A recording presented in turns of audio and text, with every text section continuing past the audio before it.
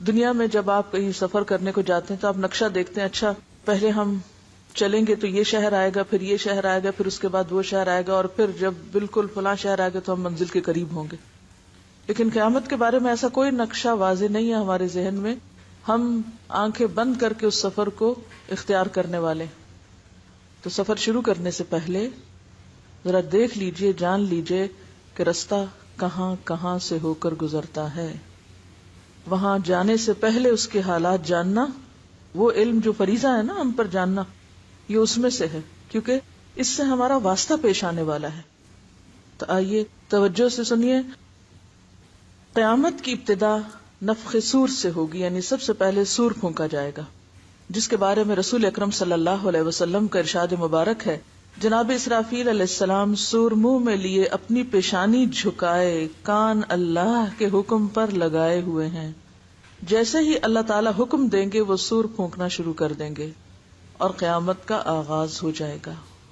کیسے بیٹھے ہیں؟ کان لگائے، سر جھکائے. تو اسرافیل علیہ السلام ہر وقت الرٹ بیٹھے ہیں، اشارہ ہو تو میں فوراً کام شروع کر دوں. ذرے برابر بھی وقت نہیں لگائیں گے حکم کی تعمیل میں. مسلم شریف کی حدیث کے مطابق یہ جمعہ کا دن ہوگا، لوگ اپنے اپنے کاموں میں مشغول ہوں گے کہ اچانک مشرق اور مغرب کے تمام لوگ ایک لمبی آواز سنیں گے جو آہستہ آہستہ اونچی ہوتی جائے گی، یعنی اس کا والیوم بڑھتا چلا جائے گا، اور یہ آواز پوری دنیا میں بیک وقت سنی جائے گی. پہلے زمانے میں تو شاید لوگوں کو یہ بات سمجھ نہ آتی، لیکن آج کے دور میں تو کمیونیکیشن اتنی ترقی کر چکی ہے کہ ایک شخص دنیا کے کسی ایک حصے میں بولتا ہے اور سیٹلائٹ کے ذریعے پورے گلوب پر اس کی آواز سنی جا سکتی. بہرحال قیامت بھی اچانک آئے گی، آواز اس طرح اٹھے گی کہ مشرق اور مغرب میں بیک وقت سنی جائے گی اور آہستہ سے تیز ہوتی جائے گی. ایسی آواز پہلے کبھی کسی نے سنی ہی نہ ہوگی. اس آواز کی ہولناکی اور سختی کی وجہ سے لوگوں میں اضطراب اور بے چینی پھیلنی شروع ہو جائے گی.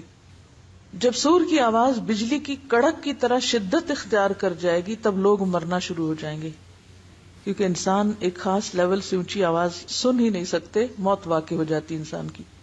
جو آدمی جہاں ہوگا وہیں گر پڑے گا، جہاں ہوگا وہیں گر پڑے گا.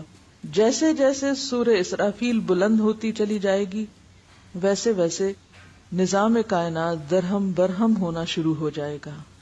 صرف زمین نہیں، باقی ستاروں، سیاروں، گیلیکسیز، سٹارز، ان سب تک یہ آواز جائے گی اور سب کا نظام درہم برہم ہوگا.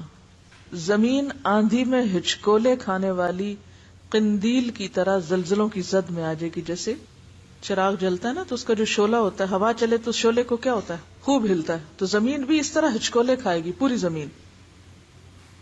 پہاڑ گرد و غبار بن کر اڑنے لگیں گے، سمندروں میں آگ بھڑک اٹھے گی، آسمان پھٹ جائے گا، سورج، چاند اور ستارے بے نور ہو جائیں گے، تمام ذی روح مخلوق، انسان، جن اور فرشتے فنا ہو جائیں گے، حتیٰ کہ ملک الموت بھی اپنی روح اللہ تعالی کے حوالے کر دیں گے.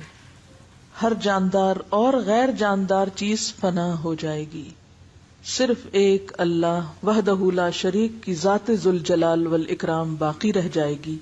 اور اللہ سبحانہ و تعالیٰ کا یہ ارشاد مبارک پورا ہو جائے گا، کل من علیہا فان ویبقى وجہ ربک ذو الجلال والاکرام.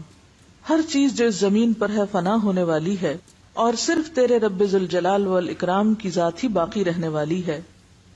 جب ہر چیز فنا ہو جائے گی تو اللہ تعالیٰ اعلان فرمائیں گے، این الجبارون این المتکبرون لمن الملک اليوم. دنیا میں جبار بننے والے کہاں ہیں؟ دنیا میں بڑے بننے والے کہاں ہیں؟ آج کے روز بادشاہت کس کی ہے؟ کوئی جواب نہ دے گا. طویل سناٹے کے بعد اللہ سبحانہ وتعالی خود ہی اس سوال کا جواب ارشاد فرمائیں گے، للہ الواحد القہار. یہی معنی ہے واحد کا کہ صرف وہ باقی ہوگا، باقی سب فنا ہو چکے ہوں گے. آج کے روز بادشاہی صرف ایک اللہ قہار کی ہے. مسلم شریف کی حدیث کے الفاظ یوں ہیں، انا الملک این الجبارون المتکبرون. میں ہوں بادشاہ، کہاں ہے دنیا کے جبار اور متکبر؟ ایک طویل مدت جس کا علم اللہ سبحانہ و تعالی کو ہے سکوت اور سناٹے میں گزر جائے گی، خاموشی، پن ڈراپ سائلنس. پھر جب اللہ تعالیٰ چاہیں گے نئے سرے سے آسمان، زمین اور فرشتوں کو پیدا فرمائیں گے. نئی زمین میں عمارتوں، درختوں، پہاڑوں اور سمندروں کا نام نشان تک نہیں ہوگا، بلکہ وہ سفید، ہموار اور چٹیل میدان ہوگی جو اپنے رب کے نور سے خوب روشن ہو جائے گی، بالکل سفید شیٹ کی طرح، اسٹریٹ، ہموار اور چمکدار. انسانوں کو دوبارہ پیدا کرنے کے لیے آسمان سے ایک بارش نازل ہوگی جس کے نتیجے میں ہر انسان کی ریڑھ کی ہڈی سے پورا انسانی ڈھانچہ تیار ہو جائے گا. یعنی ریڑھ کی ہڈی اسی طرح گرو کرنے لگے گی جیسے ایک بیج گرو کرتا ہے. ایک بیج سے پورا درخت بنتا ہے نا، اسی طرح ریڑھ کی ہڈی سے پورا جسم دوبارہ گرو کر جائے گا اور اس پر گوشت پوست بھی چڑھا دیا جائے گا. اس کے بعد جناب اسرافیل علیہ السلام کو دوسری مرتبہ سور پھونکنے کا حکم دیا جائے گا اور تمام انسان ننگے پاؤں، ننگے بدن اور بے ختنہ اٹھ کھڑے ہوں گے. کسی کے پاس کوئی لباس نہ ہوگا، جس طرح ماں کے پیٹ سے پیدا ہوئے تھے. حضرت عائشہ کو جب یہ بات پتہ چلی تو انہوں نے کہا کہ ہائے، ہمارے لباس نہیں ہوگا، پھر لوگ ہمیں دیکھیں گے نہیں. فرمایا کوئی کسی کو نہیں دیکھے گا، ہر ایک کے اوپر ایسی مصیبت آئی ہوگی، لِكُلِّ امْرِئٍ مِّنْهُمْ يَوْمَئِذٍ شَأْنٌ يُغْنِيهِ، کہ وہ اسے دوسرے سے بے نیاز کر دے گی، اس کی اپنی حالت. ایسی افراتفری ہوگی. اور اللہ تعالیٰ کا یہ فرمان بھی پورا ہو جائے گا، وَلَقَدْ جِئْتُمُونَا فُرَادَىٰ كَمَا خَلَقْنَاكُمْ أَوَّلَ مَرَّةٍ، تم لوگ اکیلے اکیلے ہمارے پاس حاضر ہو گئے جس طرح ہم نے تمہیں پہلی مرتبہ پیدا کیا تھا. اب وہاں ہر شخص اکیلا ہو جائے گا، حالانکہ لوگوں کا ایک جم غفیر ہوگا. اولین و آخرین جمع ہوں گے، اس کے باوجود انسان تنہا ہوگا. سب سے پہلے رسول اکرم صلی اللہ علیہ وسلم اپنی قبر مبارک سے اٹھیں گے، پھر حضرت عیسیٰ علیہ السلام اور دیگر انبیاء کرام، شہداء، صلحاء، فضلاء اور اہل ایمان اٹھیں گے، پھر فساق، فجار اور پھر کفار و مشرکین. واللہ اعلم بالصواب.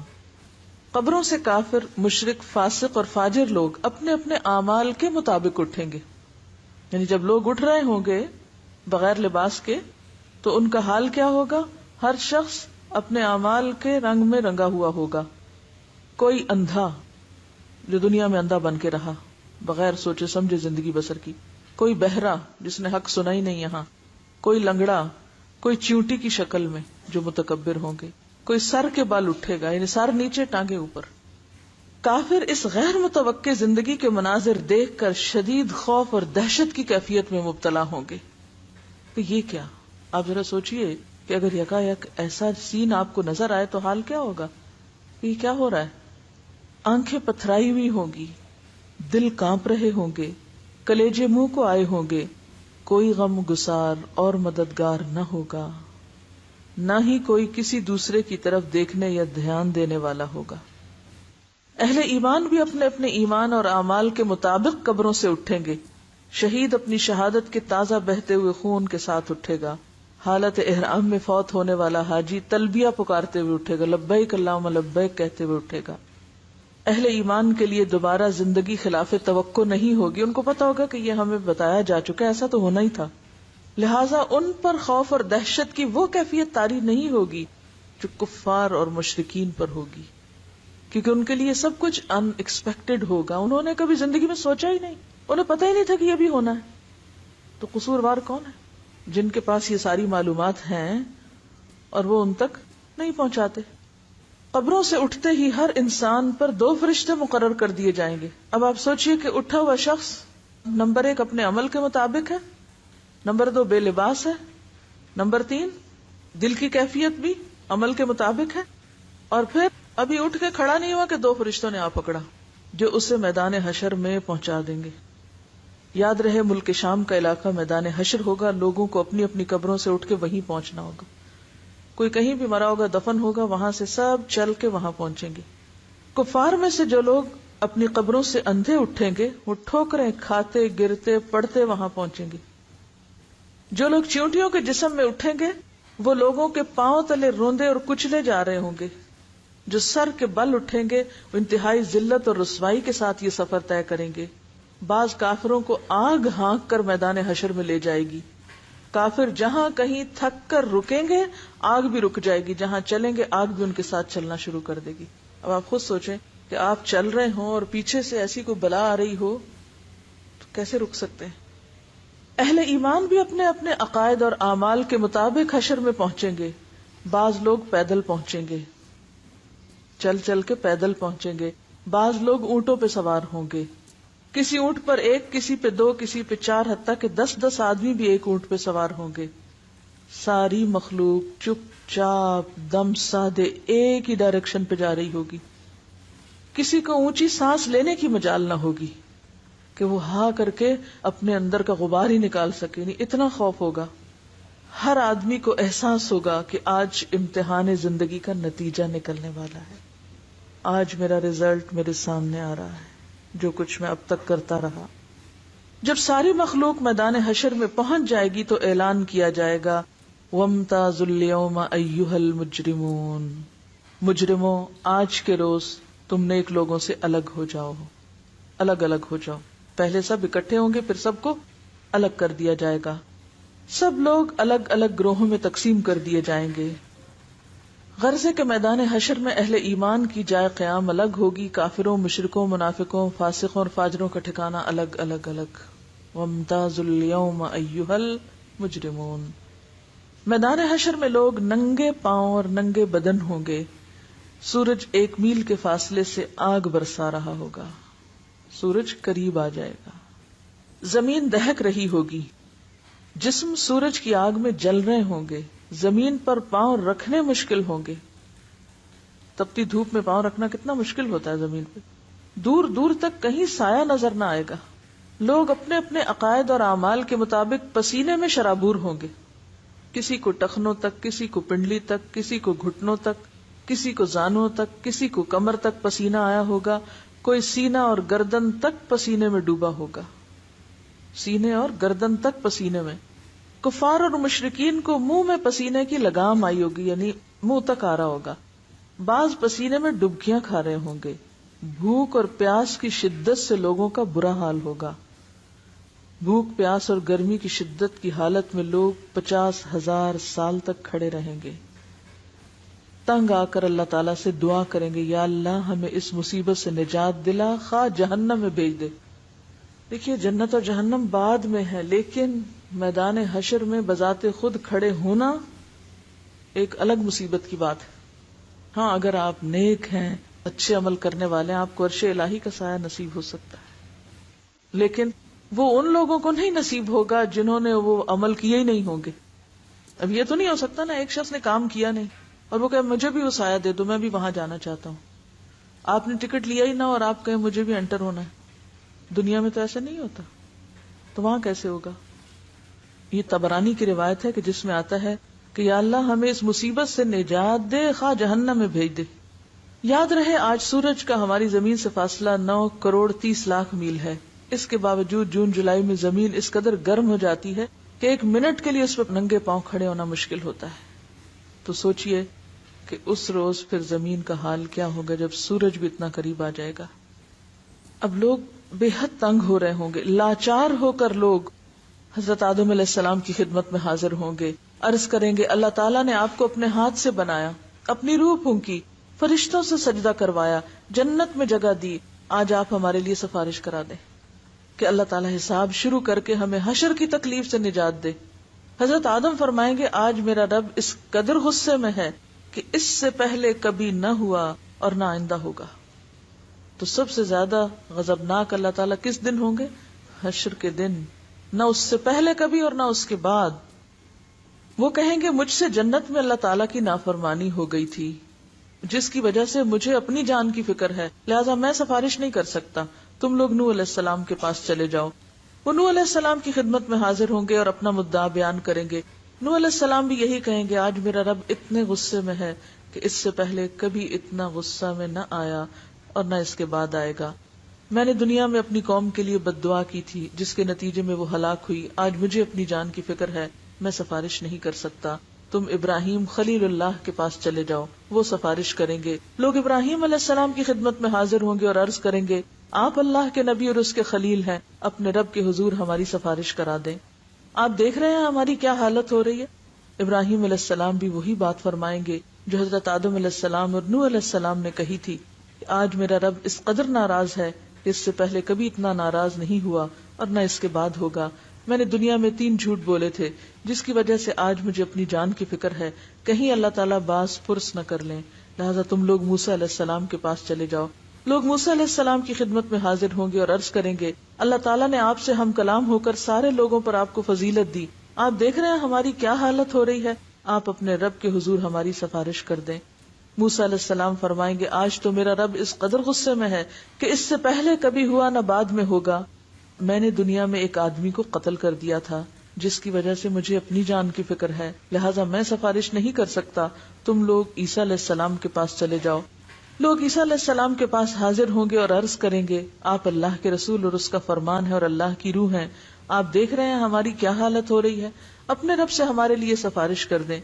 عیسیٰ علیہ السلام بھی وہی جواب دیں گے آج میرا رب اس قدر غصے میں ہے کہ اس سے پہلے کبھی ہوا نہ آئندہ ہوگا، تم لوگ محمد صلی اللہ علیہ وسلم کے پاس چلے جاؤ، وہ تمہاری سفارش کریں گے۔ لوگ سید الانبیاء رحمت للعالمین شفیع المذنبین کی خدمت میں حاضر ہوں گے اور عرض کریں گے آپ اللہ کے رسول اور خاتم الانبیاء ہیں، اللہ نے آپ کے اگلے پچھلے سارے گناہ معاف کر دیے، آپ دیکھ رہے ہیں ہماری کیا حالت ہو رہی ہے، اپنے رب کے حضور سفارش کیجئے کہ وہ ہمارے حساب کتاب کا آغاز فرمائے۔ رسول رحمت فرمائیں گے ہاں آج کے روز سفارش کے لائق میں ہی ہوں۔ چنانچہ آپ صلی اللہ علیہ وسلم کو میدان حشر سے شفاعت کے بلند ترین مقام محمود پر پہنچا دیا جائے گا۔ شفاعت کے لیے آپ کہاں تشریف لے جائیں گے؟ مقام محمود، جو جنت میں عرش الہی کے نیچے ہوگا۔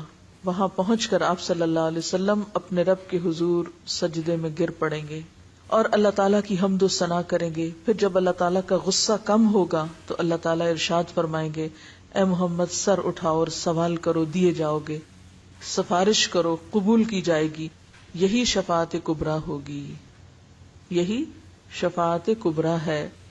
شفاعت کبریٰ کی منظوری کے بعد رسول اکرم صلی اللہ علیہ وسلم مقام محمود سے میدان حشر میں واپس تشریف لائیں گے، یعنی اس مقام محمود سے پھر میدان حشر میں آئیں گے۔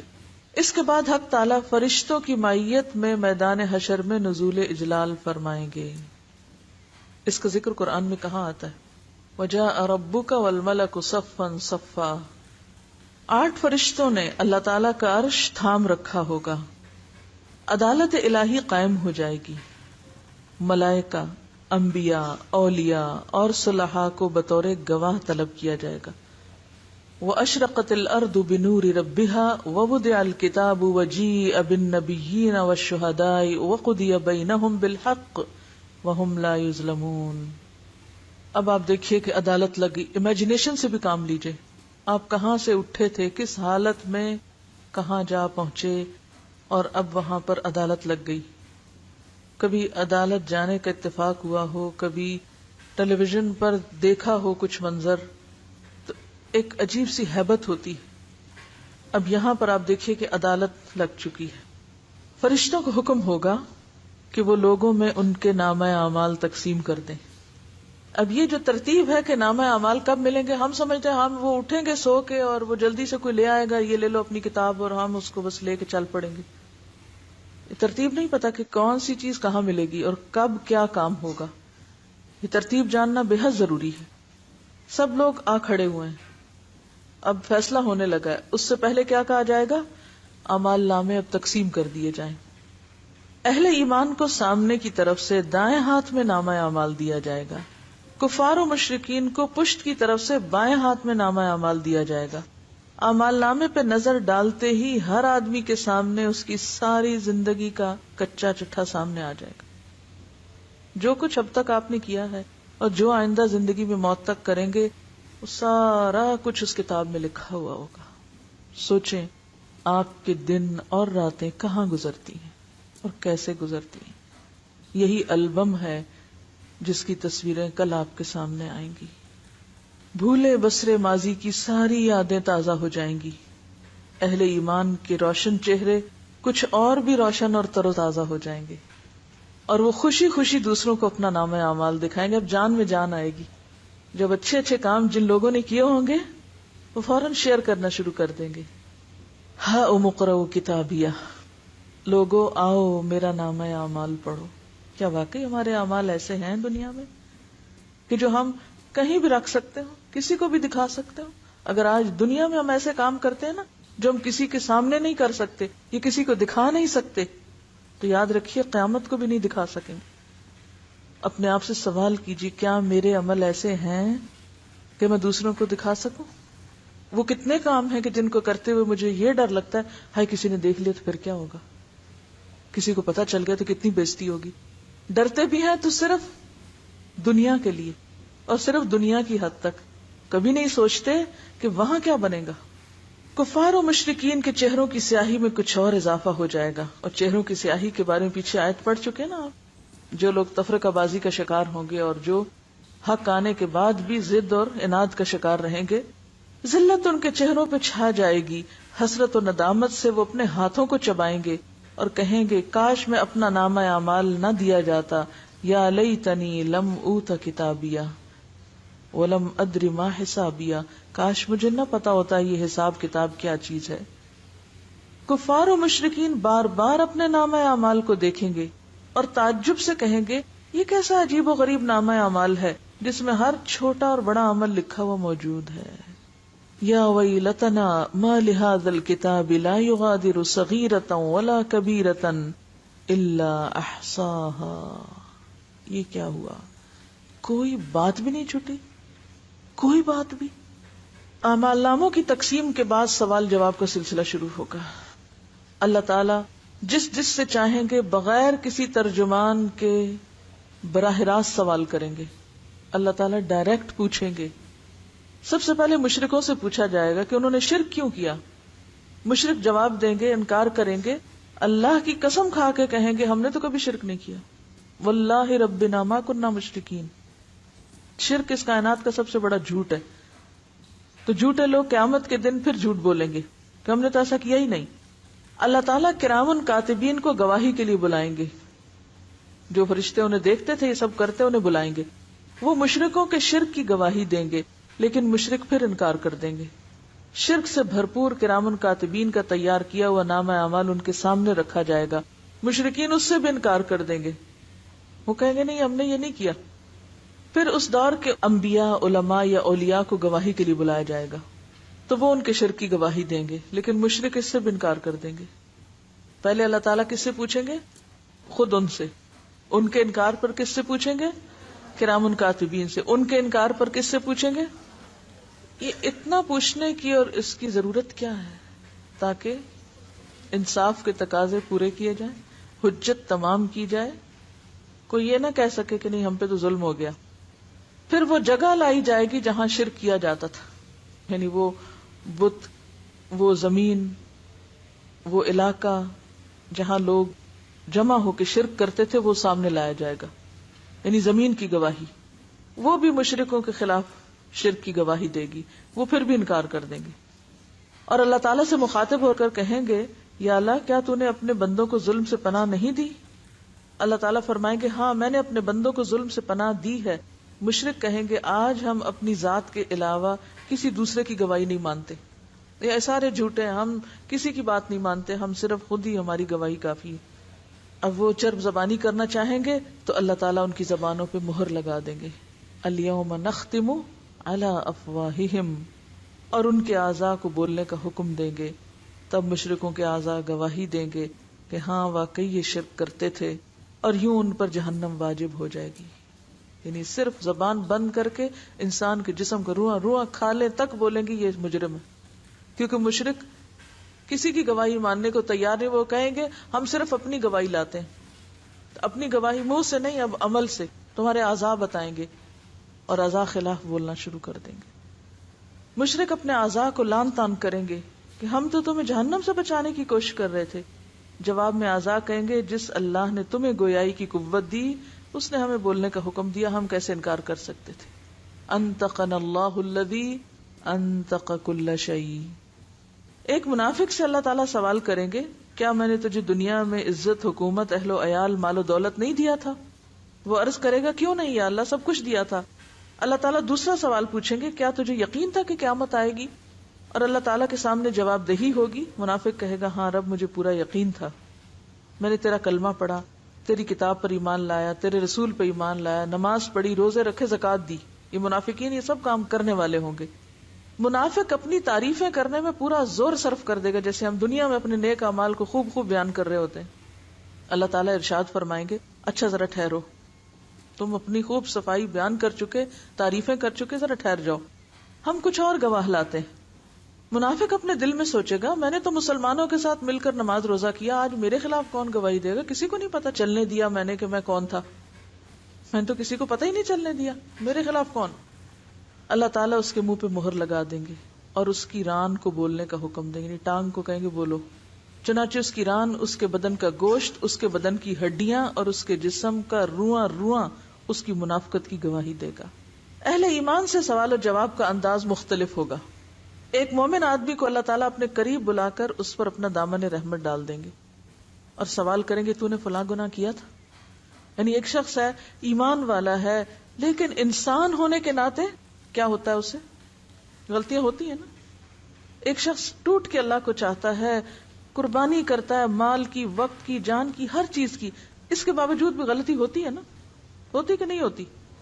ہوتی ہے۔ اب ایسے وفادار لوگ جو دل کے بھی سچے تھے، عمل کے بھی کھرے تھے، لیکن انسان تھے، ان سے جو غلطیاں ہوئیں اب ان کا حساب ہو رہا ہے۔ اللہ تعالیٰ قریب کریں گے، رحمت کا پردہ ڈالیں گے، پوچھیں گے یہ گناہ کیا تھا؟ کہے گا یا اللہ کیا تھا، سچ بولے گا نا۔ آج آپ دیکھیں ہم میں سچ بولنے کی کتنی جرت ہے، اپنی غلطی کا اعتراف کرنے کی ہے۔ یہ وہ اہل ایمان ہوں گے جو دنیا میں بھی اپنی غلطی مان جاتے ہیں، ہاں میری غلطی ہے، وہ وہاں بھی مان جائیں گے ہم نے غلطی کی۔ لیکن منافق تو نہیں مانیں گے۔ جو آج نہیں مانتا اپنی غلطی، وہ کل کیسے مانے گا؟ سوچئے ذرا، کیونکہ وہ جو کل ہے نا، وہ آج کا دوسرا رخ ہے۔ جو رویے آج اس دنیا میں آپ کے ہوں گے، کل قیامت کے دن بھی وہی رویے ہوں گے۔ جھوٹے وہاں بھی جھوٹ بولیں گے، دھوکہ باز وہاں بھی دھوکہ دیں گے، اور سچے لوگ وہاں بھی سچ بولیں گے، چاہے انہیں اپنی غلطی کا اعتراف ہی کیوں نہ کرنا پڑے۔ وہ کہیں گے اللہ کی تھی غلطی، یہ تو ہے میری غلطی، مانیں گے۔ ہمیں سوچنا چاہیے ہم اپنی کتنی غلطیاں مانتے ہیں، اور یہی اعتراف تو اللہ کو پسند ہے۔ لہذا ان کی غلطیوں کے باوجود بھی پھر ان سے معاملہ مختلف ہوگا۔ اللہ تعالیٰ سوال کریں گے تو نے فلاں گناہ کیا تھا، تو نے فلاں گناہ کیا تھا؟ مومن عرض کرے گا یا اللہ ہاں کیا تھا۔ اللہ تعالیٰ اس کے ایک ایک گناہ کے بارے میں سوال کریں گے اور وہ اقرار کرتا چلا جائے گا اور سوچے گا اب تو ضرور ہلاک ہوا، اب تو شامت آئی، اب تو نہیں میری چھوٹ ہوگی، میں تو اتنا گناہ گار ہوں۔ آخر میں اللہ تعالیٰ ارشاد فرمائیں گے میں نے تیرے گناہوں پہ دنیا میں بھی پردہ ڈالا تھا، آج بھی ڈال رہا ہوں، اور اسے جنت میں بھیج دیا جائے گا۔ یہ مخلص لوگوں کا حال ہوگا، سچے لوگوں کا۔ افراد کے علاوہ انبیاء اور رسل کی تکذیب کرنے والی اقوام سے بھی سوال کیا جائے گا، یعنی انڈیویجولی بھی سوال ہوگا اور کلیکٹیولی بھی۔ قوم نوح سے سوال ہوگا تم نے پیغمبر کی تکذیب کیوں کی، کیوں پیغمبر کو جھٹلایا؟ وہ حضرت نوح علیہ السلام اور ان کی دعوت کا انکار کریں گے، کہیں گے نہیں ہمیں تو کسی نے کچھ نہیں بتایا۔ اللہ تعالیٰ نوح علیہ السلام سے فرمائیں گے نوح اپنے حق میں کوئی گواہ لاؤ۔ حضرت نوح علیہ السلام عرض کریں گے میری گواہ امت محمدیہ ہے۔ سورۃ الحج کے آخر میں آتا ہے لِيَكُونَ الرَّسُولُ شَهِيدًا عَلَيْكُمْ وَتَكُونُوا شُهَدَاءَ عَلَى النَّاسِ۔ رسول نے آپ کو پہنچا دیا اور آپ کو آگے پہنچانا ہے، اور قیامت کے دن بھی آپ کی گواہی لی جائے گی۔ چنانچہ امت محمدیہ کے علماء، اولیاء، صلحاء حاضر کیے جائیں گے اور وہ گواہی دیں گے ہاں نوح علیہ السلام پیغمبر بنا کے بھیجے گئے اور انہوں نے 950 سال تک حق کے رسالت ادا کیا۔ قوم نوح کہے گی تم تو ہمارے زمانے میں موجود ہی نہیں تھے، یعنی آپ سے کیا کہے گی قوم نوح، تم تو ہمارے وقت میں تھے ہی نہیں، تم تو بعد میں آئے، تم یہ گواہی کیسے دے رہے ہو؟ اس پر رسول اکرم صلی اللہ علیہ وسلم کو لایا جائے گا اور وہ اپنی امت کی صداقت کی گواہی دیں گے کہ میری امت نے قرآن مجید کی روح سے بالکل سچی گواہی دی۔ مجھے اور آپ کو کہاں سے پتا چلا کہ نوح علیہ السلام نے اپنی قوم کو پیغام پہنچایا تھا؟ قرآن سے نا۔ اور اگر قرآن پڑھا ہی نہ ہو تو کیا گواہی دیں گے جس کو پتہ ہی نہ ہو کہ ایسا بھی ہو چکا؟ رسول اکرم صلی اللہ علیہ وسلم کی اس گواہی کے بعد قوم نوح لاجواب ہو جائے گی اور مجرم قرار پا کر جہنم میں ڈال دی جائے گی۔ ایسا ہی معاملہ قوم ہود، قوم صالح، قوم شعیب، قوم لوط اور دوسرے انبیاء کی اقوام کے ساتھ ہوگا۔ وَتَرَى كُلُّ أُمَّةٍ جَاثِيَةً، پھر اکٹھے کے اکٹھے پھینکے جائیں گے۔ جرم ثابت ہونے کے بعد کافر بارگاہ الہی میں درخواست کریں گے، اے ہمارے رب، ہم نے سب کچھ دیکھ اور سن لیا، بس ایک دفعہ ہمیں دنیا میں واپس بھیج دے، ہم ضرور نیک عمل کریں گے۔ اب ہمیں بالکل یقین آ گیا کہ یہ دن سچا ہے، اب ایک چانس ہمیں اور دے دیا جائے۔ ارشاد ہوگا، یہ ممکن نہیں، اب تو تمہیں اپنے کرتوتوں کا ہمیشہ ہمیشہ کے لیے مزہ چکھنا ہوگا۔ دنیا میں ایک طالب علم فیل بھی ہو جائے تو اسے دوبارہ چانس مل جاتا ہے اور واپسی کا کوئی چانس نہیں۔ ارشاد ہوگا، یہ ممکن نہیں۔ کفار دوسری درخواست کریں گے، یا اللہ، ہماری گمراہی کے ذمہ دار ہمارے پیشوا اور لیڈر ہیں، انہیں ہماری نسبت سے دگنا عذاب دیا جائے کیونکہ انہوں نے ہمیں بھٹکایا۔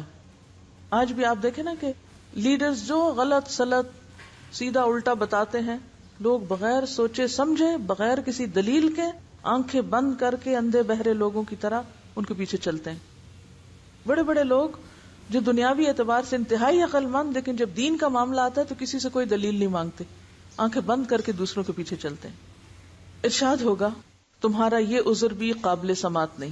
گمراہ ہونے والوں کو گمراہ ہونے کا عذاب دیا جائے گا اور گمراہ کرنے والوں کو گمراہ کرنے کا عذاب دیا جائے گا۔ اپنی اپنی جگہ تم دونوں ہی مجرم ہو، دونوں کو اپنے اپنے کیے کی سزا ملے گی۔ حشر میں اس قسم کے سوال و جواب کے علاوہ دیگر اعمال کا حساب کتاب بھی ہوگا۔ حقوق اللہ میں نماز کا حساب سب سے پہلے ہوگا۔ جو آدمی نماز کے حساب میں کامیاب رہا وہ انشاءاللہ باقی اعمال میں بھی کامیاب رہے گا، جو نماز کے حساب میں ناکام رہا باقی اعمال میں بھی ناکام رہے گا، کیونکہ ارشاد نبی کیا، نماز جنت کی کنجی ہے۔ حقوق العباد میں سب سے پہلے قتل، اس کے بعد دوسرے اعمال۔ مقتول کو قاتل سے، مظلوم کو ظالم سے، مجبور کو جابر سے حق دلوایا جائے گا۔ اللہ تعالیٰ اعلان فرمائیں گے، میں بادشاہ ہوں اور حقوق دلوانے والا ہوں، آج کوئی جہنمی اس وقت تک جہنم میں نہیں جا سکتا جب تک کسی جنتی کو اس کا حق نہ دلوا دوں، اور کوئی جنتی اس وقت تک جنت میں نہیں جا سکتا جب تک کسی جہنمی کو اس کا حق نہ دلوا دوں۔ کیا معنی اس کا؟ یعنی ایک شخص کو جہنم میں جانا تھا لیکن اس کے اوپر حق تھا کس کا؟ ایک جنتی کا۔ اب کیا ہے، کیسے ہوگا یہ کہ جہنم میں جانے والا اس جنتی کے حصے کے بھی گناہ لے کے مزید سزا بھگتے گا اور اس کا درجہ بلند ہو جائے گا۔ اور اسی طرح ایک شخص جنت میں جا رہا تھا اور دوسرا جہنم میں، جنت والے نے کس کا حق مارا ہوا تھا؟ جہنم والے کا۔ اب کیا ہوگا، جنت والے کے عمل لے کے جہنم والے کو دیے جائیں گے۔ اب جہنم والا اگرچہ جہنم سے نہ بھی نکلے لیکن اس کا عذاب کم ہو جائے گا اس وجہ سے، اور جنت والے کا درجہ نیچے ہو جائے گا۔ لیکن ہم حقوق العباد کے معاملے میں کتنے بے پرواہ ہیں۔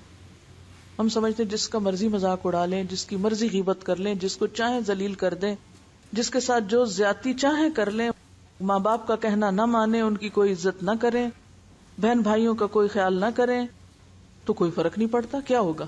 نہیں، آپ چاہے جنت میں بھی جا رہے ہوں اور دوسرا جس کا آپ نے حق مارا وہ جہنم میں بھی جا رہا ہو، تو بھی کیا کرنا ہوگا؟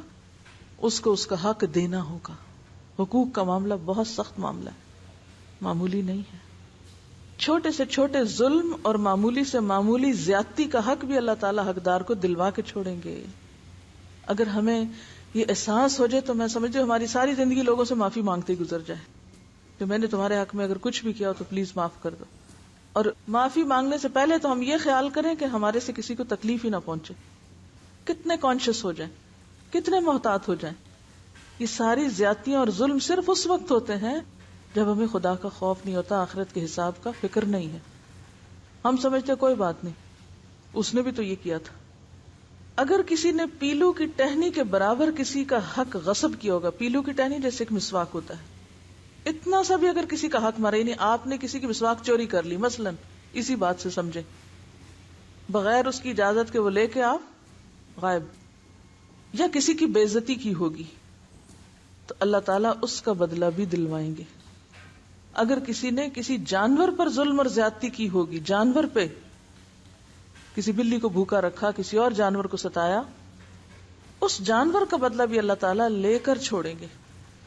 حتیٰ کہ اگر کسی جانور نے کسی جانور پر ظلم کیا ہوگا تو ان جانوروں کو بھی ایک دوسرے سے حقوق دلوانے کے لیے زندہ کیا جائے گا. مظلوم جانور کو ظالم جانور سے بدلہ دلوایا جائے گا، اس کے بعد انہیں دوبارہ مرنے کا حکم دے دیا جائے گا. یعنی ایک حدیث میں آتا نا کہ بے سینگ بکری کو اگر سینگ والی بکری نے ٹکر ماری ہوگی تو قیامت کے دن دونوں کو اٹھایا جائے گا، اور جس نے ٹکر کھائی ہوگی اسے سینگ دیے جائیں گے اور کہا جائے گا اس کو ٹکر اب مارو. جب وہ بدلہ لے چکے گی پھر سب کو ختم کر دیا جائے گا. اس سے آپ اندازہ لگا سکتے ہیں کہ حقوق کا معاملہ کتنا نازک ہے، کتنا نازک ہے. یہ کیسے ہو سکتا ہے کہ ہم دوسروں پہ ظلم و ستم کر کے ان کے حق مار کے عزم کر جائیں اور کوئی پوچھ گچھ نہ ہو. بدلہ یا حقوق کی ادائیگی نیکیوں کے ساتھ ہوگی، یعنی انسانوں کی. ظاہر ہے جانوروں کی تو نیکیاں نہیں، ان کے تو پھر آمنے سامنے کرا جائے گا ان کو. ظالم نے مظلوم پر جتنا ظلم کیا ہوگا اس کے برابر اس کی نیکیاں لے کے مظلوم کو دے دی جائیں گی. اگر ظالم کے نامہ اعمال میں نیکیاں نہیں ہوگی تو پھر مظلوم کے گناہ ظالم کے سر پہ ڈال دیے جائیں گے. حقوق لینے اور دینے کے بعد تمام انسانوں کے نامہ اعمال اپنی آخری شکل میں وزن ہونے کے لیے تیار ہو جائیں گے. یعنی اب وزن شروع ہوگا. آپ کے ذہن میں کیا ہے؟ ادھر نامہ اعمال ملے گا، ادھر شاید کہیں وہ مشین رکھی ہوگی تو ساتھ ساتھ تلتا جائے گا. نہیں، حساب پہلے ہوگا، پوچھ گچھ پہلے ہوگی، لین دین پہلے کروا لیا جائے گا، اب تول ہوگا. اس سے پہلے اگر تول ہو جائے تو اس کا کیا فائدہ؟ کیونکہ ابھی تو آپ کو اوروں سے بھی بہت کچھ لینا ہے اور اوروں کو بہت کچھ دینا بھی ہے. وہ نامہ اعمال اٹھ کے جو آپ کو پکڑایا گیا تھا وہ ابھی سارا آپ کا نہیں ہے. ایک شخص پہاڑ جتنی نیکیاں لے کے وہ بھی خوش ہو رہا ہوگا کہ بہت کچھ ہے میرے پاس، لیکن جب حساب کتاب شروع ہو تو پتا چلے گا اتنا لوگوں پہ ظلم ڈھایا ہوا ہے کیونکہ وہ تو سارا انہی کے پاس چلا گیا. اب وہ تول کے اوپر کیا آئے گا؟ تو اب آپ دیکھیے یہ ساری باتیں جو بتائی جا رہی ہیں یہ کھیل تماشا نہیں ہے، یہ ایسا ہوگا. جب تک ہمارا یہ یقین پختہ نہیں ہوتا ہمارے عمل درست نہیں ہو سکتے، ہماری زبانوں کی اصلاح نہیں ہو سکتی، ہم ایک دوسرے کے معاملے میں محتاط نہیں ہو سکتے. کیونکہ دنیا میں کیا، جس کی لاٹھی اس کی بھینس، جو ذرا طاقتور ہے، جس کے پاس زیادہ زور ہے وہ دوسرے کو دبانے کی کوشش کرتا ہے، دوسرے کا حق مارنے کی کوشش کرتا ہے. قیامت کے دن حساب بڑا باریک ہے. حقوق لینے اور دینے کے بعد تمام انسانوں کے نامہ اعمال اپنی آخری شکل میں وزن ہونے کے لیے تیار ہو جائیں گے اور اتمام حجت کے لیے میزان قائم کیا جائے گا. میزان میں جن لوگوں کی نیکیوں کا پلڑا بھاری ہوگا وہی کامیاب قرار پائیں گے اور جنت میں جائیں گے. جن کی برائیوں کے پلڑے بھاری ہوں گے وہ سب جہنم میں جائیں گے. بعض لوگوں کے میزان میں ایک نیکی کی زیادتی یا ایک نیکی کی کمی ان کے جنتی یا جہنمی ہونے کا فیصلہ کرے گی. وہ ایک ظلم، ایک گالی جو کسی کو دی تھی، آج نیکیاں ہیں لیکن وہ اس کو مل گئی لہذا اپنی طرف کمی ہو گئی. اور دنیا میں ہم کتنا بے دریغ زبانیں کھولے ہوئے ہیں، جس کو جو چاہیں کہہ دیں، جس کے ساتھ جیسا چاہیں معاملہ کریں. اور کہا جاتا ہے کہ ہر شخص کے اعمال تلنے پر ایک فرشتہ اعلان کرے گا فلاں بن فلاں کامیاب ہوا یا فلاں بن فلاں ناکام ہوا. پورے میدان میں اناؤنسمنٹ ہوگی، آپ کا نام لیا جائے گا اور نام لے کے بتایا جائے گا فلاں کامیاب ہو گیا. اب یہ سب کے ریزلٹ سن رہے ہوں گے لوگ. اب آپ دیکھیں دنیا کی مشہور ترین شخصیتیں جن کو زمانہ جانتا ہے، جب قیامت کے دن ان کا نام لے کے بتایا جائے گا کہ وہ ناکام ہو گئے تو شرمندگی کا عالم کیا ہوگا. کبھی سوچا ہم نے؟ دنیا میں چند لوگوں میں اگر کوئی ہمارا نام پکار کے ہمیں بتا دینا کہ تمہارا فلاں نقصان ہو گیا تو ہم کہتے ہیں کیوں میری بےزتی کرائی، سب کے سامنے کیوں بتایا گیا. دنیا میں اگر کوئی نقصان ہو جائے، کمی ہو جائے تو لوگ عام طور پہ مینشن نہیں کرتے اس کو، کسی کو پتہ نہ چلے، اس سے بےزتی ہوتی. لیکن وہاں تو سب کے سامنے کھل جائے گا معاملہ. لوگوں کے نامہ اعمال کا وزن ان کے ایمان اور عقیدے کے مطابق ہوگا، وہ نیتیں اور وہ سب بھی بیچ میں شامل ہوں گی.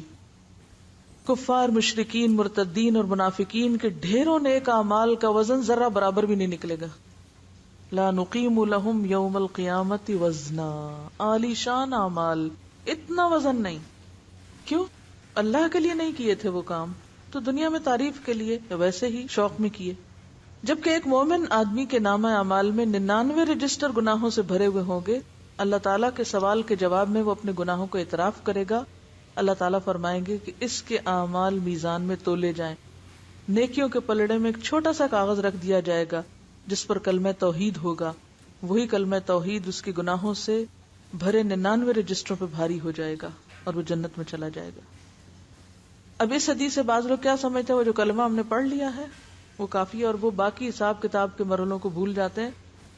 یہ اس لیے کہا گیا ہے کہ ایک شخص جس نے کلمہ پڑھا اور ساتھ ہی اس کی موت آ گئی، اب ساری زندگی مثلا 90 سال وہ جیا کفر کی حالت میں، مرنے سے پہلے کلمہ نصیب ہو گیا، اب وہ 99 رجسٹر تو اس کے بھرے میں کس سے؟ ایسے لوگ ہیں نا تاریخ میں، یا ایسے بہت سے لوگ ہوتے ہیں کہ ادھر لا الہ الا اللہ پڑھی اور ادھر دنیا سے چلے گئے. یعنی اس حدیث کا مطلب یہ نہیں ہے کہ انسان جان بوجھ کے غلط کام کرتا رہے اور کہ میں نے کلمہ پڑھ رکھا ہے، نہیں. یعنی ایک شخص جس نے سچے دل سے ابھی اسلام قبول کیا تھا، پچھلی ساری زندگی کفر شرک میں گزری، لیکن آئندہ ایک نیکی کرنے کا موقع نہیں ملا. وہ ایک صحابی کے بارے میں آتا نا، انہوں نے کلمہ پڑھا اور فوراً وہ شہید ہو گئے. اب قیامت کے دن کیا ہوگا؟ وہ ایک کلمہ کس پہ بھاری ہوگا؟ ساری زندگی پہ بھاری ہوگا.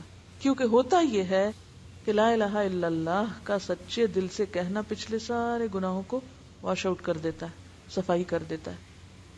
میزان ان 3 جگہوں میں سے ایک ہے جن کے بارے میں اللہ کے رسول صلی اللہ علیہ وسلم نے فرمایا وہاں کوئی آدمی کسی کو یاد نہیں کرے گا.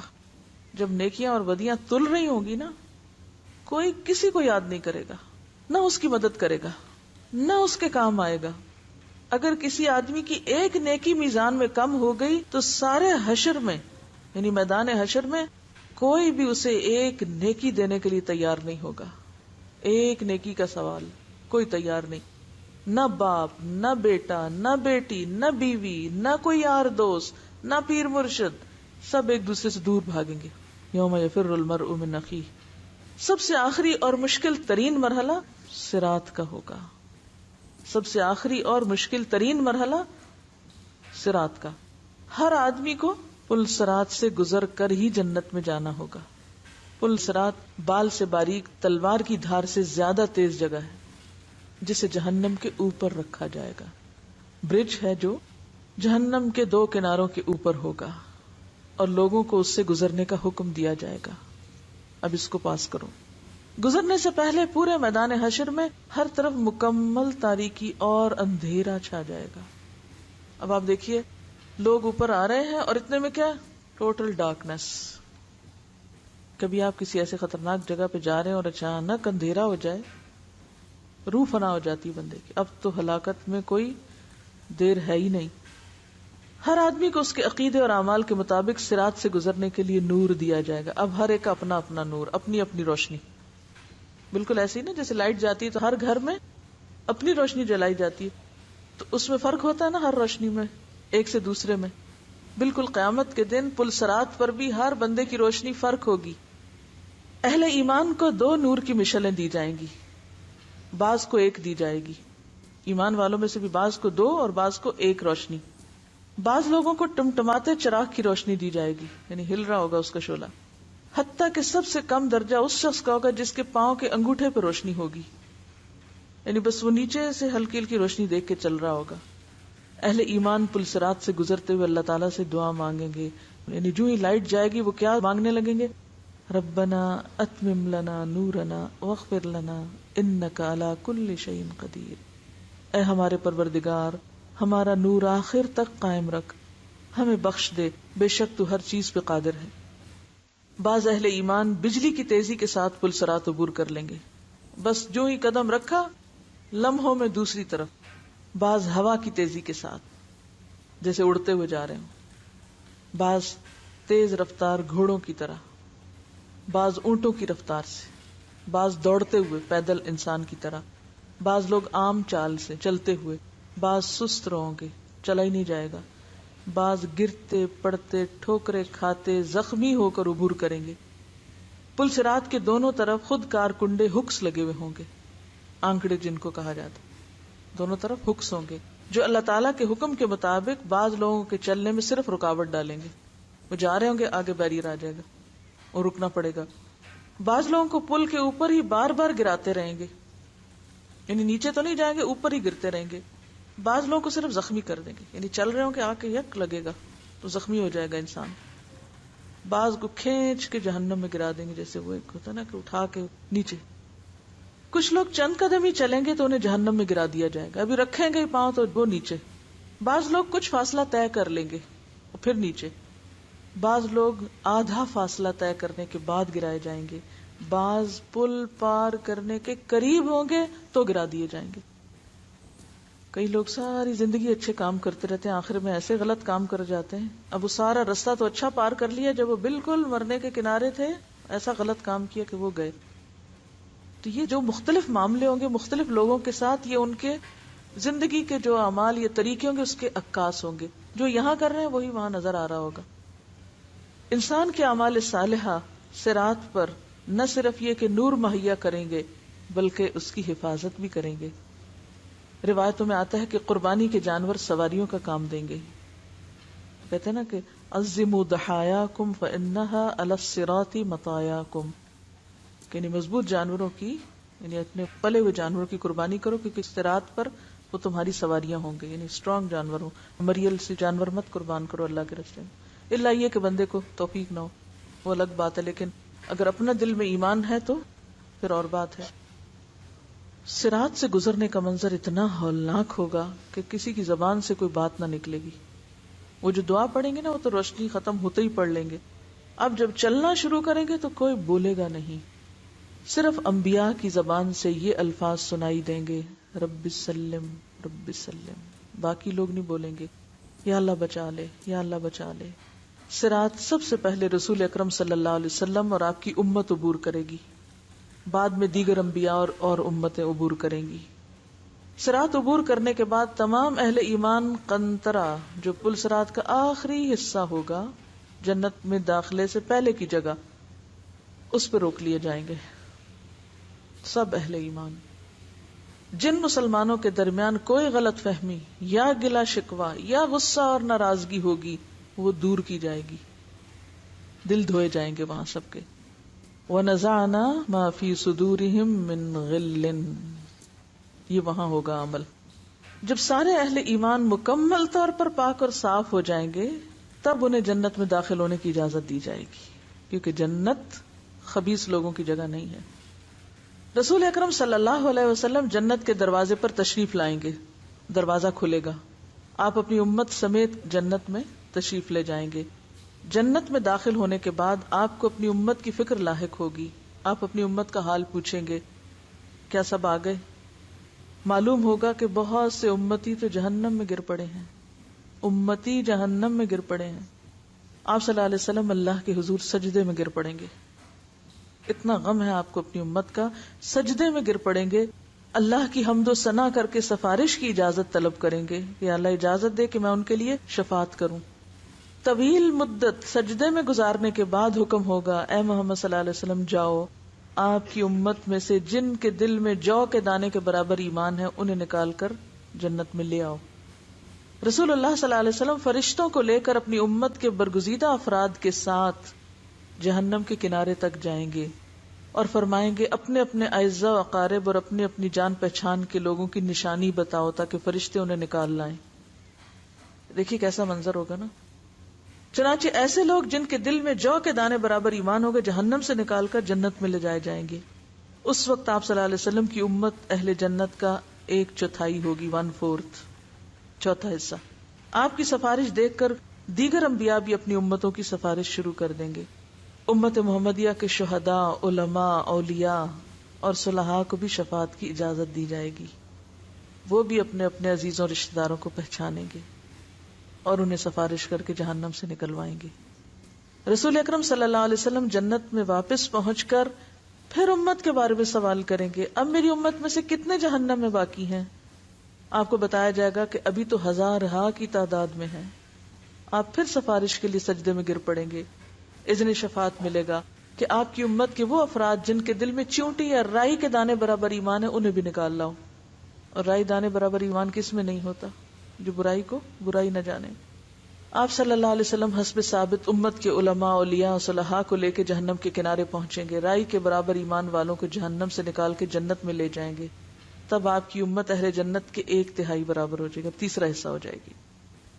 آپ پھر پوچھیں گے میری امت کے کتنے افراد ابھی جہنم میں ہیں؟ آپ کو بتایا جائے گا ابھی تو 1000 ہیں. آپ اذن شفاعت کے لیے پھر سجدہ ریز ہو جائیں گے، اللہ تعالیٰ کی حمد و ثنا کریں گے، پھر اذن شفاعت ملے گا کہ چونٹی یا رائی سے کم درجے کے ایمان والوں کو بھی جہنم سے نکال لاؤ.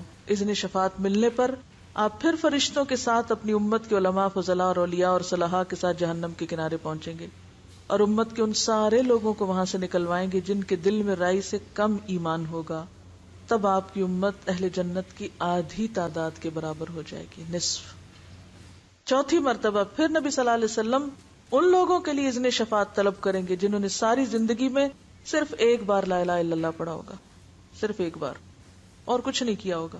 اب یہ آخری مرحلہ ان کا ہوگا.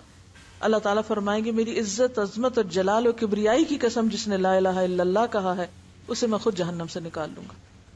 یہ سزا بھگتے گا اپنی بدعمالیوں کی، لیکن نکال لیا جائے گا.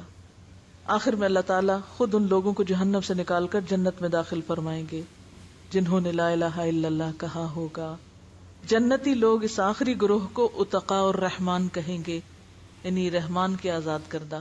یہ کہہ کے پکاریں گے. شفاعت کا سلسلہ جب مکمل ہو جائے گا اور تمام اہل جنت جنت میں داخل ہو جائیں گے، تب اہل جنت میں اپنی اولادوں اور اعزاء و اقارب سے ملنے کا تجسس پیدا ہوگا. اب ہوش آئے گی، خیال آئے گا وہ امی کہاں ہیں، وہ بہن کہاں ہیں، وہ دوست کہاں ہیں. اب یاد آنی شروع ہوگی. کیوں؟ اب کچھ چین آئے گا کہ اچھا اب منزل پہ پہنچ گئے ہیں اور وہ باقی بھی سارے آ گئے. اب وہ انہیں ملنے اور دیکھنے کی خواہش کا اظہار کریں گے کہ بہت لمبی جدائی ہوگی، اب ملاقات کرنا چاہتے ہیں. حشر کے میدان میں چاہے ساتھ بھی کھڑے ہوں گے نا، کوئی دیکھے گا بھی نہیں کہ یہ میرا بھائی کھڑا ہے جو مجھ سے 10 سال پہلے فوت ہو گیا تھا اور مجھے بڑا انتظار تھا کہ قیامت کے دن میں اس سے ملوں گی. کوئی کسی کو یاد نہیں کرے گا. اللہ تعالیٰ کا ارشاد ہوگا اولادوں کو ان کے والدین کے ساتھ ملا دیا جائے. چنانچہ تمام اہل جنت کے اہل و عیال کو ایک جگہ اکٹھا کیا جائے گا، سارے ایز اے فیملی پھر سب ایک دوسرے کو ملیں گے. اہل جنت کے جنت میں آباد ہونے کے بعد اور اہل جہنم کے جہنم میں پہنچنے کے بعد سب کو آواز دی جائے گی، اے اہل جنت جنت کے کنارے پہ آ جاؤ، اے اہل جہنم جہنم کے کنارے پہ آ جاؤ. دونوں فریق امید و بیم کی کیفیت میں منادی کی طرف متوجہ ہوں گے. ایک سفید مینڈا ہوگا جس کے بارے میں اہل جنت اور جہنم سے پوچھا جائے گا کیا تم اسے پہچانتے ہو؟ اہل جنت اور جہنم دونوں کہیں گے ہاں ہم اسے پہچانتے ہیں، یہ موت ہے. اس کے بعد اللہ تعالیٰ اس مینڈے کو ذبح کرنے کا حکم دیں گے. مینڈے کو ذبح کرنے کے بعد اعلان کر دیا جائے گا اے جنت والو تمہارے لیے ہمیشہ کے لیے جنت، خالدین فیہا، تمہیں اب موت نہیں آئے گی. اور اے جہنم والو تمہارے لیے بھی ہمیشہ کے لیے جہنم ہے، اب تمہیں کبھی موت نہیں آئے گی. یہ سن کر جنتی اتنے خوش ہوں گے کہ خوشی سے مرنا ممکن ہوتا تو جنتی خوشی سے مر جاتے، اور جہنمی یہ اعلان سن کر اتنے غمگین ہوں گے کہ غم سے مرنا ممکن ہوتا تو مر جاتے. نفخ صور سے لے کے جنت یا جہنم میں پہنچنے تک یہ وہ مرحلے ہیں جن سے ہر انسان کو گزرنا ہوگا. وآخر دعوانا ان الحمد للہ رب العالمین. سبحانک اللہم وبحمدک نشہد ان لا الہ الا انت نستغفرک ونتوب الیک.